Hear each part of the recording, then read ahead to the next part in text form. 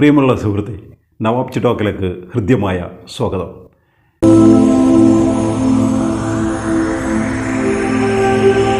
ജീവിതത്തിൽ ആനന്ദവും സന്തോഷവും സംതൃപ്തിയും ആഗ്രഹിക്കാത്ത ഒരാളും ഭൂമിയിൽ ജീവിച്ചിരിപ്പില്ല. എല്ലാവരും ആഗ്രഹിക്കുന്നതാണ്. പക്ഷേ എല്ലാവരുടെയും കാഴ്ചപ്പാട് ധനമാണ് നമുക്ക് സന്തോഷം നൽകുന്നത് എന്നാണ്. ചിലർ അധികാരമാണ് എന്ന് വിചാരിക്കുന്നു, ചിലർ മറ്റ് സൗന്ദര്യങ്ങളാണ് എന്ന് വിചാരിക്കുന്നു. യഥാർത്ഥത്തിൽ എങ്ങനെയാണ് നമ്മുടെ ജീവിതത്തിൽ ആനന്ദം നിറയ്ക്കുന്നത്? ആനന്ദം നിറയ്ക്കാൻ നമ്മുടെ മനസ്സിന് കരുത്തുണ്ടാകണം. മനസ്സിനെ ആരോഗ്യപ്പെടുത്താൻ വ്യത്യസ്തമായ രീതികളുണ്ട്. അതിൽ പ്രധാനപ്പെട്ടത് വ്യായാമങ്ങൾ തന്നെയാണ്. ഇവിടെ മനസ്സിനെ ആരോഗ്യപ്പെടുത്തിയാൽ മാത്രം പോരാ, നമ്മൾ ഇന്ന് ജീവിക്കുക കൂടെ വേണം. നമ്മളെപ്പോഴാണോ ജീവിക്കുന്നത്, ഇന്ന് നമ്മുടെ ജീവിതം ഇന്ന് ആയിരിക്കണം. നമ്മൾ ഇന്ന് ജീവിക്കണം എന്നുള്ളതാണ്, ഈ നിമിഷത്തിൽ ജീവിക്കണം എന്നുള്ളതാണ്. പലരും ജീവിക്കുന്നത് ഭൂതകാലത്തിലാണ്, കഴിഞ്ഞുപോയ സംഭവങ്ങളിലാണ്.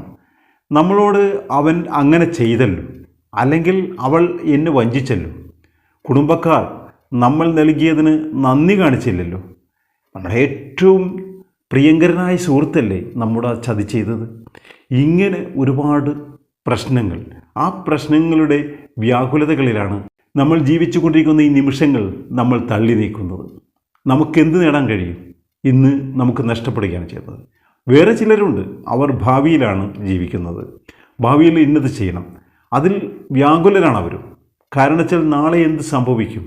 എൻ്റെ വ്യവസായം തകർന്നു പോകും, ഞാനുണ്ടാക്കാൻ പോകുന്ന കച്ചവടം വിജയിക്കുമോ? അല്ലെങ്കിൽ എൻ്റെ വിദ്യാഭ്യാസത്തിൽ എനിക്ക് പുരോഗതി ലഭിക്കുമോ? എനിക്ക് എൻജിനീയർ ആകണം, ഡോക്ടറാകണം, അതിനുവേണ്ടി അപ്പോൾ എനിക്ക് ആ പരീക്ഷകൾ പാസ്സാകാൻ കഴിയുമോ എന്നുള്ള ചിന്തയാണ്.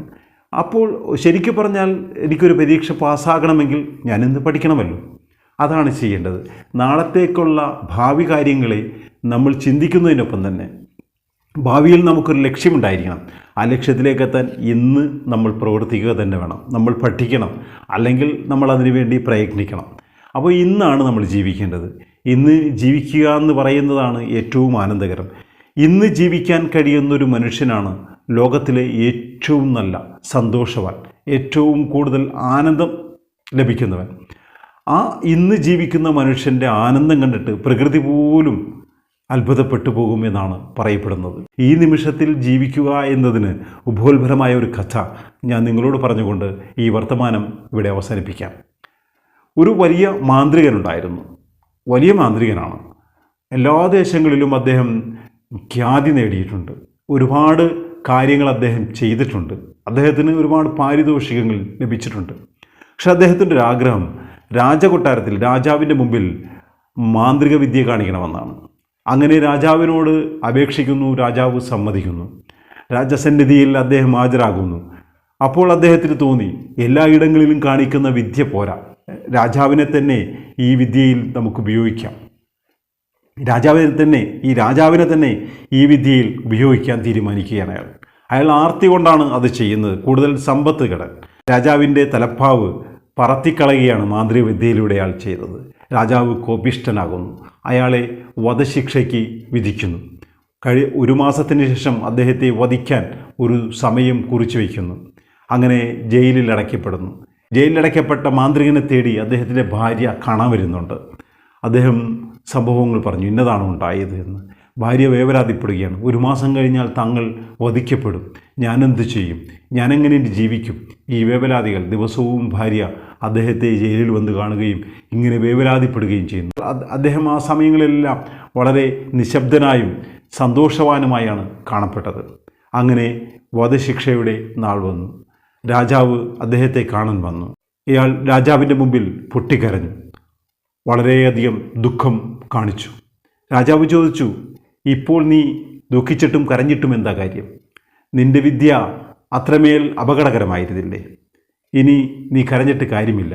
അപ്പോൾ ജാലവിദ്യക്കാരൻ പറഞ്ഞു, രാജാവേ, ഞാൻ കരഞ്ഞത് എൻ്റെ മരണത്തെക്കുറിച്ച് ഓർത്തല്ല, ഞാൻ വളർത്തുന്ന ഒരു കുതിരയെക്കുറിച്ചാണ്.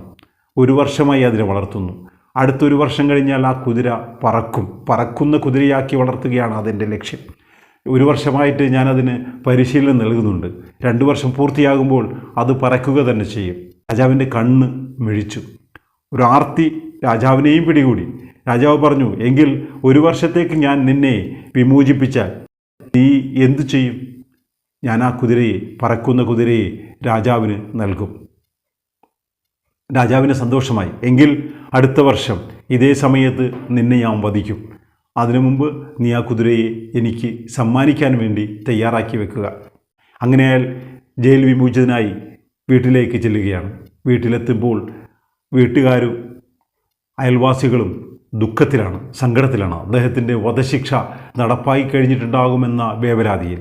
ആ സമയത്താണ് ഇദ്ദേഹം പുഞ്ചിരിച്ചുകൊണ്ട് വീട്ടിലേക്ക് കയറി ചെല്ലുന്നത്. അയൽവാസികൾക്കും വീട്ടുകാർക്കും അത്ഭുതമായി. രക്ഷപ്പെട്ടു പോകുന്നതിൽ എല്ലാവരും സന്തോഷം പങ്കുവെച്ചുകൊണ്ട് പിരിഞ്ഞുപോയി.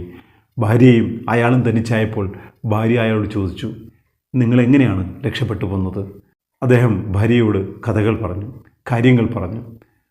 ഉടനെ ഭാര്യയ്ക്ക് വീണ്ടും വേവലാതിയായി. 1 വർഷം കഴിയുമ്പോൾ നിങ്ങൾ വീണ്ടും വധിക്കപ്പെടുമല്ലോ, അത് ഇതിനേക്കാൾ ക്രൂരമായിരിക്കും നിങ്ങൾക്കുള്ള ശിക്ഷ.